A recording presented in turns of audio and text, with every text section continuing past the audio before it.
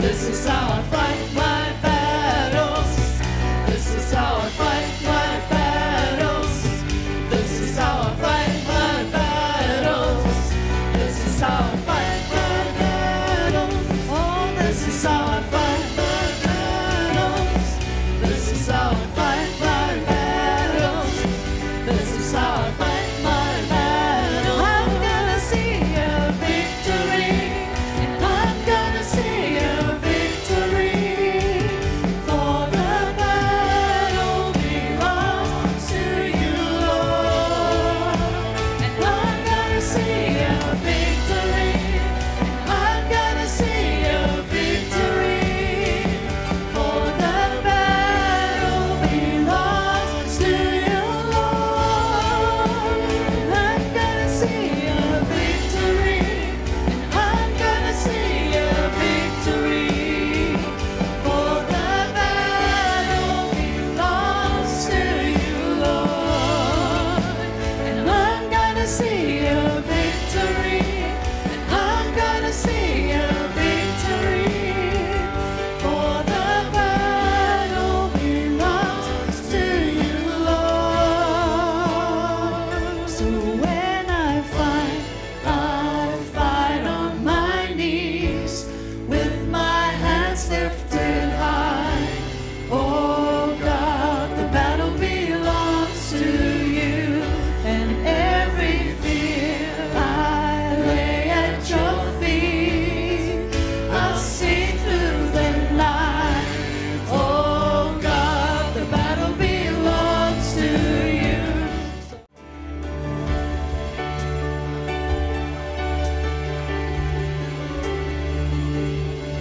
Shout Jesus from the mountains, and Jesus in the streets, Jesus in the darkness over every enemy, Jesus for my family.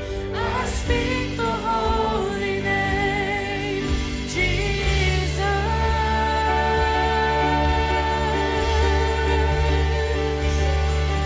Shout Jesus from the mountains, and Jesus in the streets, Jesus in the darkness over every enemy, Jesus for my family. I speak the holy name, Jesus. Come on, who's had enough of the enemy? Okay, good. So you ready for the word of God this morning? The word for this morning, we're going to talk about the key. One thing. The key to be fearless. Who wants to put their hand up this morning and say, but Pastor, I don't feel fearless this morning. Okay? Yeah, you can put your hand up. I don't feel fearless this morning. I want to give you this morning, by the word of God, the key to be fearless. Amen. If you don't feel it, say after me, I want the key to be fearless. Amen. So turn your Bibles to Ephesians chapter 1 and just stay there in the word. We're going to get to it later. All over this world, we have some beautiful people that are called Christians. Statistics say that there's 2.3 billion Christians in the world today. Of the 2.3 billion, so just by the way, we're just over 8 billion people. Of that, only 2.3 are Christians. Of the 2.3, there's 1.3 Catholics. There's a billion left of the 8 billion. Of that 1 billion that's left, there's 300,000 that is the Orthodox Christians. And then that leaves us with about 800 million of Protestants. And then under the Protestants, you've got all different divisions. Listen to my words, division of church and Christians. So Christianity at this time is dwindling, okay, across the earth. We're getting less and less and less. And we're looking at this and say, but is this what God wants? Is this what Jesus wants? That the worship of the true God, the worship of Jesus is dwindling over this earth. So people are getting discouraged, and then we get to our own level, okay? People are discouraged. They say, no, I can't walk anymore, I'm going to give up on the faith. You get other people that, a majority of the people come to the faith because of what we can get. God's going to solve all my problems, and therefore, I will give God some time of my week, let's say an hour and a half on a Sunday. And for that hour and a half on a Sunday, I want God to solve all my problems. And then they find out that, no, this is not the religion of Jesus Christ. This is not how it really works. And they get despondent and say, well, I no longer want to be a Christian. And this is not this church, but the majority of the world today is like that. Say, I'll give Christianity a try as long as God solves all my issues. And then we come to the Christians. Now, the Christians are the enemy. The Christians, the ones that want to walk with God, they are the real threat. But even then, Satan is happy with you when you are saved by the blood of Christ, but you are miserable. He's happy if you say that I'm a Christian, but you are inwardly focused and you are consumed by yourself. And you are consumed and overwhelmed by your problems and your worries. And if he can keep you as a child of God in that state, he is still happy. He's lost the battle of your soul. You're washed, you're cleansed by the blood of Christ. But as long as he can keep you miserable, inwardly focused on your worries and your troubles and your struggles, you know what happened? He speaks fear into your heart. And then the moment that you start speaking that fear, what happens in the spiritual realm, you start prophesying negatively. And Satan is happy. Yes, it's a child of God, but it's so miserable that they start prophesying fear. They start prophesying negatively over their own lives, and Satan is happy. Because you know why? Because then you are getting weaker and weaker and weaker. And he knows that it's just a matter of time, and he's got you back into Egypt. Okay. So the best thing for him is that you are the one speaking it. That you are the one creating it because you speak it out.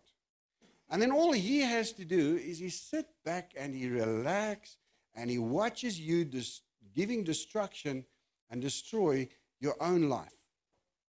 And I want to go as far as to say, and he sit back and he relax, he watches you saying all these things, prophesying negative over yourself, and he laughs. Because he says, no, it's not long now, and I've got him. It's not long, and he just laughs at you.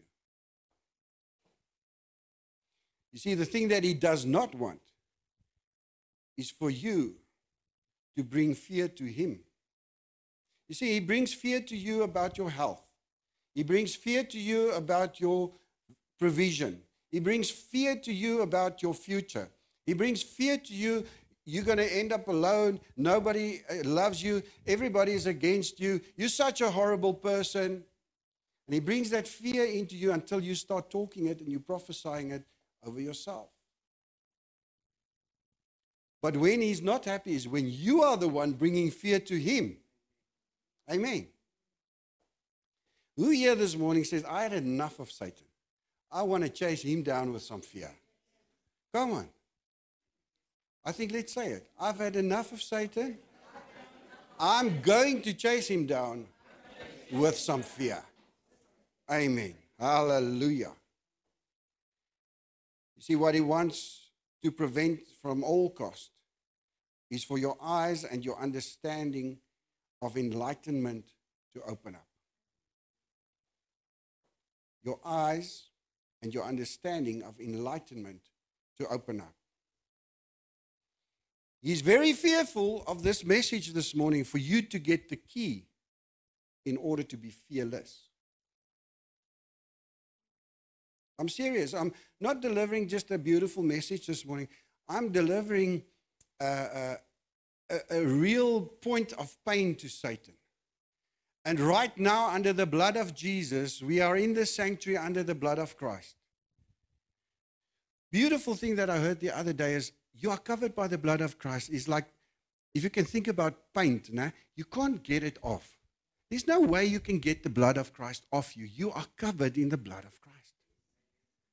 Don't let the enemy tell you anything different. You are so covered by the blood of Christ, you can't get it off you. So we covered under the blood of Christ right now. This sanctuary is covered under the blood of Christ right now. And this morning, we make war in the heavenlies. And this morning, we bring destruction to the enemy's camp. And the warring angels of God is going to take this word, and the Holy Spirit is going to take this word, birth this word in your hearts this morning, so that you get to authority and you get to fearlessness. Amen. Hallelujah. So he does not want you to know. What does the word of God say? My people perish. My people lack. My people suffer. My people don't get the healing because of a lack of knowledge. My people perish. I told you when we opened up, Christianity is going down in the world, okay? My people perish because of a lack of knowledge. We're breaking the knowledge of God this morning, the key to be fearless. So what he does not want you to know is for you to know your authority in Christ Jesus. For you to know how to access your authority in Christ Jesus, and for you to know what is the key to that authority. He also doesn't want you to know what is the key to be fearless. He doesn't want you to know how to break his power and his grip over you. And he doesn't want you to know how to bring fear to him and how to make him weaker. Amen. Amen. So we're going to go really into the Word of God this morning and just say, what did Jesus tell us to do? Matthew 28, we know. Verse 18 to 20, we know it very well. The Great Commission. So we're going to see. Jesus said, and he came and he spoke to them, and he said to them, listen to what Jesus said. This is just before he left. He says, this is the most important thing before I go. Just want to tell you guys. All authority has been given to me in heaven and on earth. Then he says, go therefore. Okay, so I'm not going to go into the rest, make disciples, baptize them. But the instruction is go therefore. He says, go therefore fearlessly. He says, all authority in heaven and on earth has been given to me. Go therefore. He says, you've got nothing to fear. There's not a fear that Satan can bring to you that can cause you to prophesy negatively and destroy yourself. In matter of fact, he says, all authority has been given to me. Go therefore. Go and bring destruction to the enemy's camp. Go bring fear into the heart of the enemy. Amen. Do we believe it this morning? Do we understand it? You see, Satan wants to cloud your mind that you don't understand it. Matthew 10, he comes and he says there, verse 1, and he gives this authority away. You see, this is something that Jesus already had, is the authority of the Father. And he already then say, I'm going to give it to my disciples. Listen to this very carefully. I want you to pay attention. He says, and when he had called his 12 disciples, everybody say 12? Important. To him, he gave them power over unclean spirits, to cast them out, and to heal all kinds of sicknesses. I want to tell you, even this modern HIVs and whatever we can cook up, apparently there's some sickness that you're not allowed to say over YouTube called C. Starts with a C. Okay, very recent one in 2020. Even these sicknesses and illnesses, the new ones, God has given you authority over all of them. Okay? He says, listen to it. He gave them power over unclean spirits. I want to say every situation is because of spiritual activity. Okay, we don't give power and acknowledgement to Satan and say, oh, I'm in such a miserable state because Satan is attacking me. No, we know he's under attack or he's attacking us. But it is have a spiritual reality coming into your physical reality.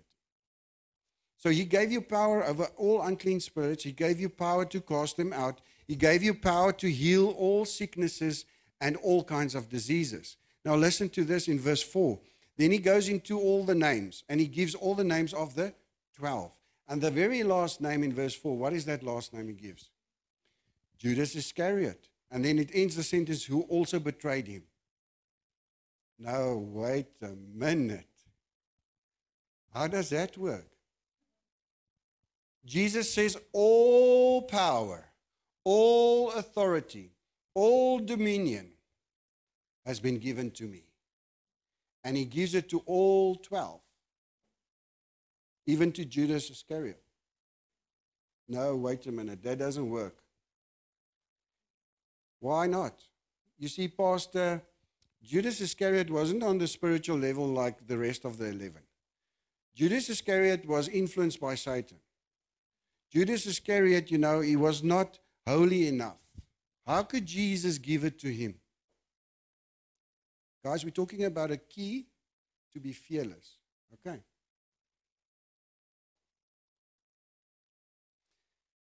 This power that God the Father gave to Jesus, that he gives to me and he gives to you. Surely this power is only for the pastors. This power is only for the very holy men. The most dedicated. The most pure. I think there's a reason why Jesus said, listen, you are my followers, you 12, you follow me. He said, yes, Lord, we follow you. And then for all 12, he gave that power. Amen. I want to tell you something this morning. Jesus does not discriminate. So, Pastor, what is this key? What is this key? We're going to just go a little bit longer before we get to it, all right? Remember Ephesians chapter 1. We're getting to Ephesians, okay? Just verse 5 of Matthew chapter 10, verse 5, he says, these 12, Jesus sent out and commanded them. And then I'm jumping to 7. And as you go is the command, preach, saying the kingdom of heaven is at hand. Heal the sick, cleanse the lepers, listen to this one, raise the dead, and cast out the demons. Amen. Amen. Now we know that only after Jesus died, rose again from the dead, and maybe for some even after he ascended, they actually started walking in this. But they had a practice run.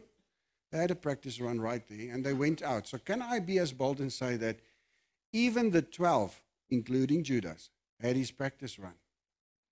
They went out, they healed the sick, they cleansed the lepers. They probably saw even raising of the dead. It's not recorded, but Jesus instructed it. And they cast out demons, and the 12 came back and they testified. Then in Luke 10, Jesus took it to the next level. Luke 10, now there were 70. Some places it says 72, but in Luke 10, 70 sent out. And after these things, the Lord appointed, listen to this, 70 others also, and sent them out 2 by 2 before his face into every city and place where he himself was about to go. I want to tell you, Jesus is about to come back to this earth. Jesus is about to come back. Are we going before him? Who says no? If you say no, it's the Holy Spirit convicting you.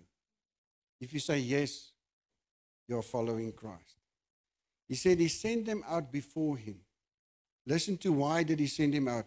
Then he said to them, the harvest truly is great, but the laborers are few.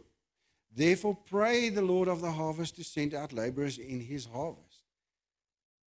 Go your way. Behold, stand and witness the victory of God. He says, behold, I send you out as lambs among wolves. Wow. That sounds like a slaughter. That sounds unfair. You know, as lambs amongst the wolves. What did Jesus say to them there? He said, they want to kill you with a desire and a passion that is unbound.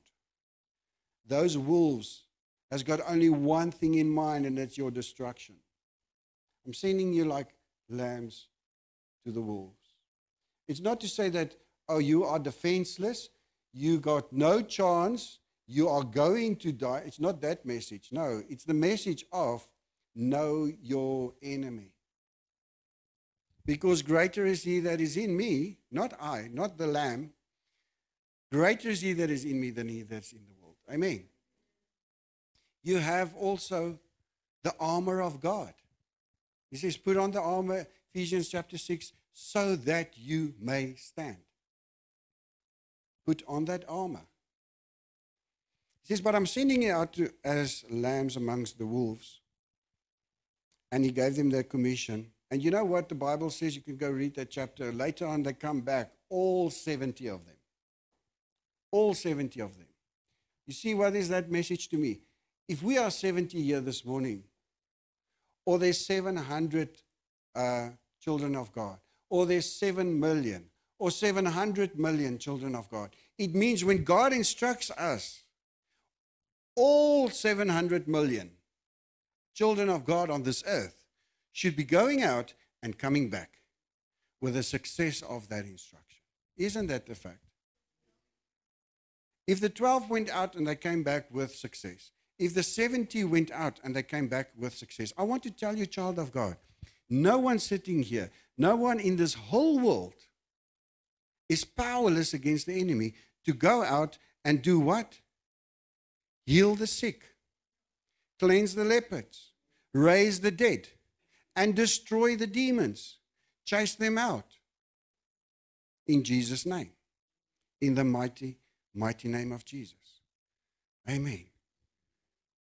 So I hope your faith is stirred. I mean, it's not Pastor Jean trying to boost you and motivate you. It's the word of God. He said all 12 went out, all 70 went out, same instructions.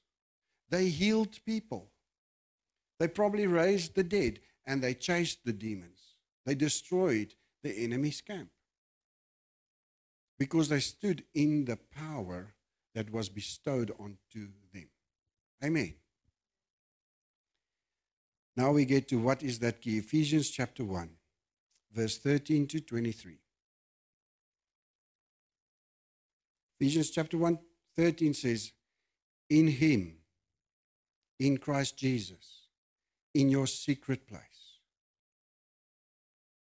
In him, you also trusted after you heard the word of truth and the gospel of your salvation, in whom also having believed, you were sealed with the Holy Spirit of promise, who is the guarantee of your inheritance until the redemption of the purchased possession to the praise of his glory. Okay, let's break it down very quickly. Paul is talking to the Ephesians here, and you know what? He's not talking to the pastors and the leaders and the elders. He's talking to the Ephesians. He's talking to the church. He says, you, after you have come to Christ, after you have heard the word of truth and the gospel of your salvation, after your cleansing by the blood of Jesus, now you are a child of God. He says, you, child of God. You've taken the step of dedicating your life to Christ. You, child of God. Having believed. Now this is the key. And it is so astounding that it is so simple. But we're going to break it down this morning. Having believed. You see, I believe that Jesus can wash my sins away. I believe that Jesus is my Savior and that He's got an everlasting life. I believe that He's giving me a place in heaven, and I have, but I cannot believe that He's giving me victory. You see, there I draw the line. I cannot believe that Jesus gives me victory. I'm talking like a lot of children of God. We don't say the words, but it is in our spirit. It is in our belief system. He says, I can believe God for this, but I cannot believe Him for that. I want to say, God has given you the victory. All power, all authority, all dominion has been given to me, He says, and He gives it to us. Do you believe it? There is no mystery, child of God. This is the key. There's no mystery. If you can believe that Jesus can wash your sins away, you can believe that God can let you walk in victory. You can believe that when you open your mouth, the demons tremble. When you open your mouth, you can chase a demon out from a premise. You can chase a demon out from a person. If you open your mouth and you speak healing in the mighty name of Jesus, that healing virtues will flow. When you open your mouth and you speak restoration, that restoration will flow. Having believed, listen to this, you were sealed with the Holy Spirit of promise. It's no longer I that liveth, but Christ that liveth in me, through the power of His Holy Spirit. If the same power that raised Jesus from the dead, if the same Spirit that raised Jesus from the dead dwell in you, if the same power that raised Jesus from the dead, there was power needed to raise Him from dead. If the same Spirit that raised Jesus from the dead dwell in you, it will quicken your mortal body. It's as simple. Do you believe it? The Word of God says this morning. And He says there, even to confirm it again, He says, it is the guarantee of your inheritance. I am a child of the Most High God, you, Satan. How do you dare to attack me and my family? I am a child of the Most High God, you devil. In the name of Jesus, I command you to go. And you can exit and chase that demon. Remember what I told you, is for you to bring fear to the enemy's camp, is what he fears the most. In the name of Jesus Christ of Nazareth, I demand the fire of God to burn and consume you, you little Satan. There's no demon from hell that does not know what you talk about when you say, in Jesus' mighty name. There's no Satan or devil in hell that doesn't know when you say, the blood of Christ is against you. They tremble. They're full of fear. They can't get out fast enough. You know, and if you have this realization, you're going to be running around like these little kids, full of joy, full of happiness, and know that you're in a place of victory. That I'm going to see a victory. And you just know that. For the battle belongs to you, Lord. Hallelujah. Let's continue, verse 15. Therefore, okay. Do you understand this key now? He says, you that has trusted the word and you have heard the truth that Jesus is the salvation, you that have trusted it and believed it, you were sealed by the Holy Spirit of God. And this is your evidence of your inheritance. You are sealed. He says, therefore, I also, after hearing of your faith, do you believe it? Believe like a child. He says, after hearing of your faith in the Lord Jesus Christ and your love for all the saints. What does that talk about? It's your faith in Jesus and your obedience to the will of God. For you shall love the Lord your God and you shall love your neighbor as yourself. He says, therefore, when I heard your faith in the Lord Jesus Christ and your love for all the saints. Oh, but not Judas Iscariot. He says, and your love for all the saints. He says, I do not cease to give thanks for you, making mention of you in my prayers, that the God of our Lord Jesus Christ, the Father of glory. Can I grab your attention here? Who is he talking to? Who has got this authority? Father God.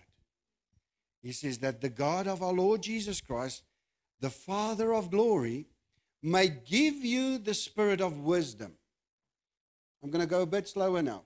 May give you the spirit of revelation. May give you the spirit of knowledge in him, Christ Jesus. Paul says, I'm praying for you, my brother, Ephesians. Why? Because you believe. You've heard the truth. You've taken your salvation. You're a child of God. And that's it. That's the bottom line. He says, because you are now sealed by the Holy Spirit, I can now pray for the next level. Okay. Listen to this. You are sealed by the Holy Spirit. This is something that I truly believe. As soon as you say, yes, Jesus, come into my heart, you're sealed by the Holy Spirit in you. But you are not operating in the power of the Holy Spirit yet. You need to be baptized in the power of the Holy Spirit. Okay? And if you feel, Pastor, I'm not baptized in the Holy Spirit, I need it. I will say, yes, you need it. Come and let's speak. Let's ask God together, and we know that God is going to give you the power of the Holy Spirit. Paul says it here. I pray for you that that God, the Father of Jesus Christ, the Father of glory, give you the spirit of wisdom, the spirit of revelation, and the spirit of knowledge. The second thing I'm praying for you, he says, is that your eyes of understanding may be enlightened. You see, Satan comes and he wants to bring that dark cloud, the darkness over you, so that your eyes of understanding can be dulled. So that you do not understand, that you go under because of a lack of knowledge.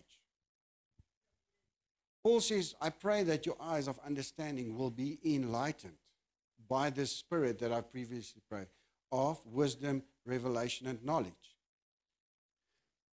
Why do I need my eyes of understanding to be enlightened by the power of the Holy Spirit for the next thing? That you may know what is the hope of his calling.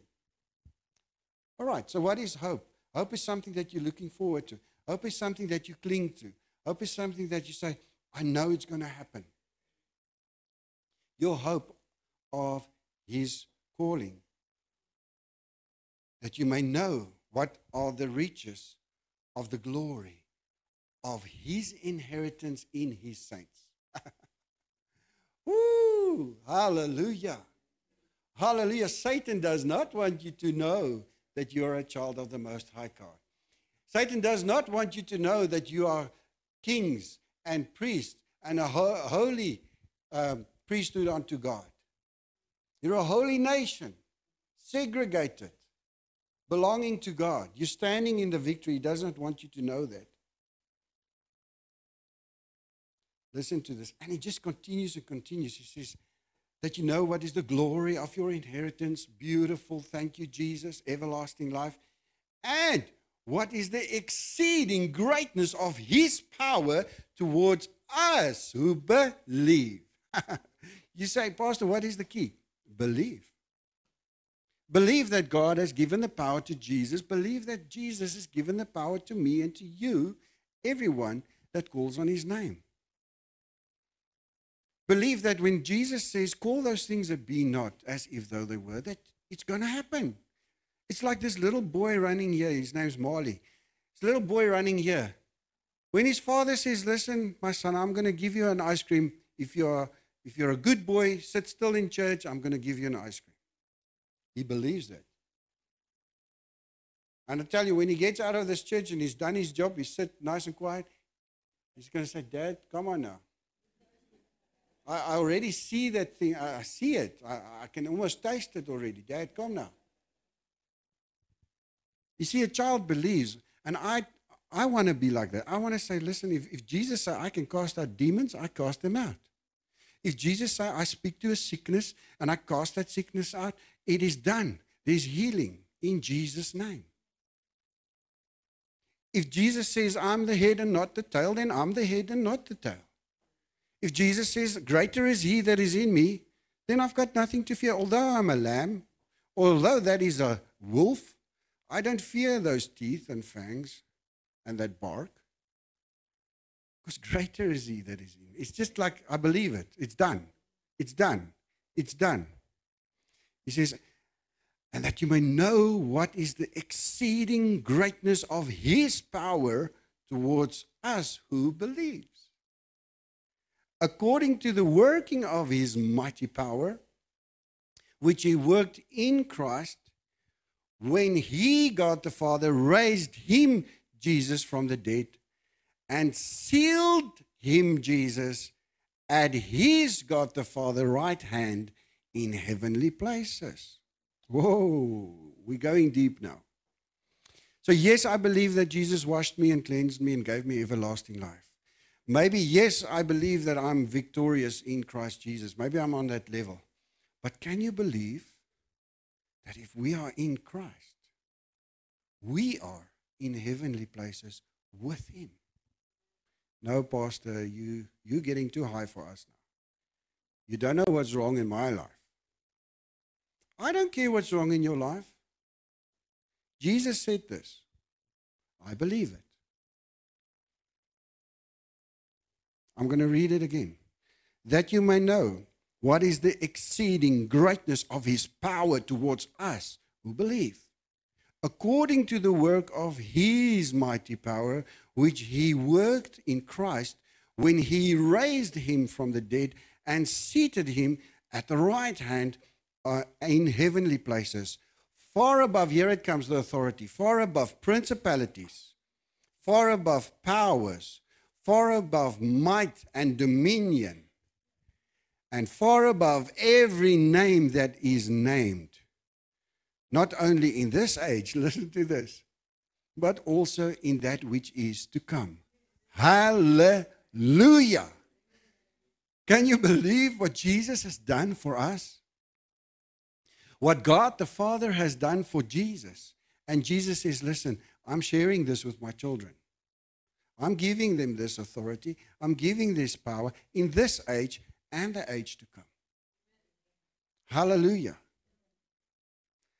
And verse 22 comes and he seals it. And he, God the Father, put all things under his feet and gave him to be head over all things to the church, which is his body, and the fullness of him who dwells in all. Okay. Now let's get to Judas Iscariot. Unfortunately, our brother Judas could not walk in the authority.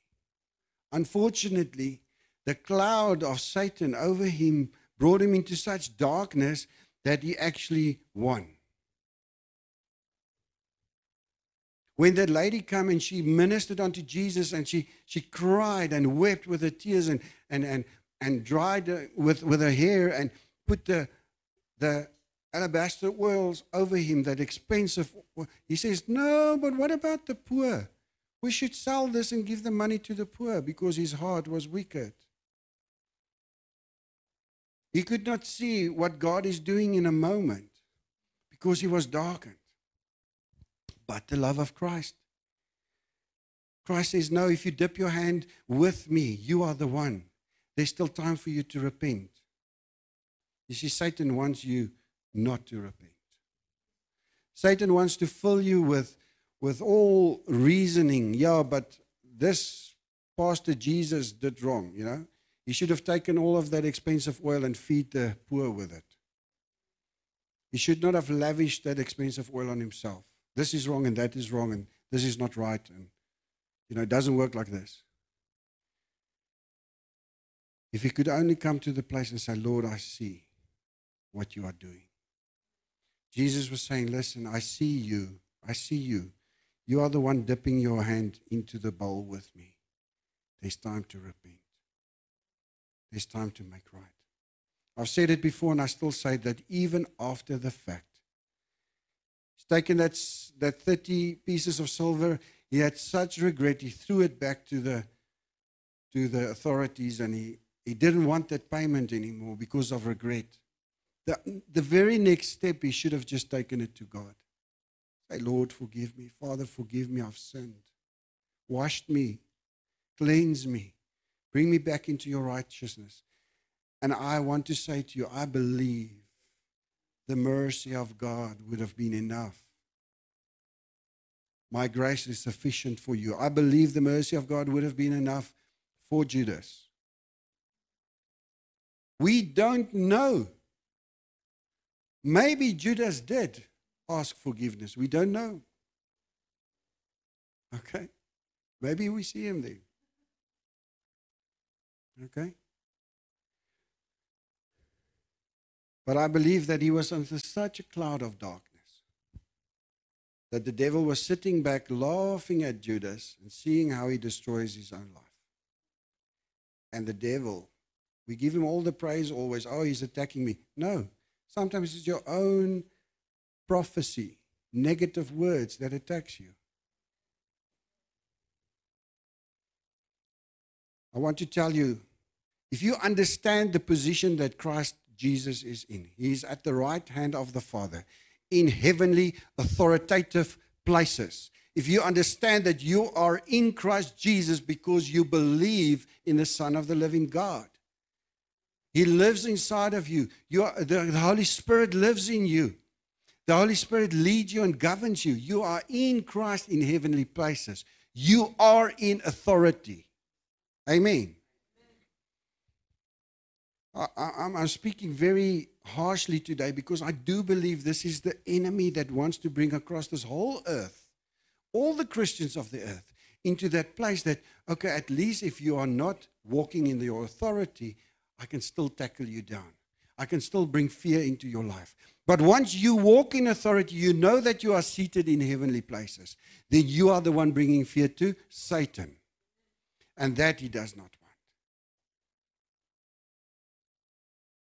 I say, yes, Lord, I believe. I believe in the fullness that what you have given me.